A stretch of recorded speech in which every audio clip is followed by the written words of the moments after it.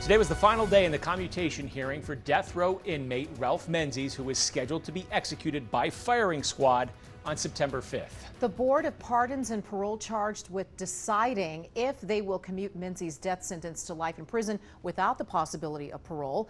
Chief investigative reporter Wendy Halloran is here with more about his victim, Maurine Hunsaker. Wendy. Well, Jamie and Jim, Maurine's daughter, Dana Hunsaker Stinson, was just 6 months old when her mom was kidnapped, tethered to a tree, strangled, and her throat slit by Ralph Menzies. She tearfully took the stand to tell the 5-member board how this has destroyed her life. Now, when Dana Hunsaker Stinson was sworn in, the striking resemblance to her mom, Maurine, was unmistakable. She told the parole board that all her memories of her mom are of her murder. She criticized the parole board in place back in 1984, who granted Menzies parole, saying the board's decision cost her mother's life.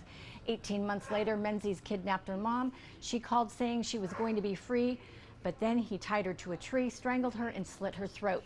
She says she has no memories of her mom she can share with her own children, only pain.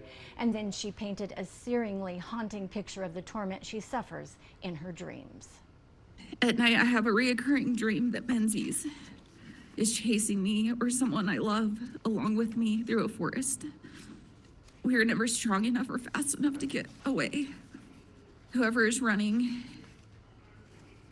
is always pinned to a tree and told you will never win right before he slits our throats. Everyone tells me I look so much like my mom, and I used to feel like that was a huge burden and a horrible thing. I just felt like my presence made everybody sad because they would look at me and see her, but she's not here.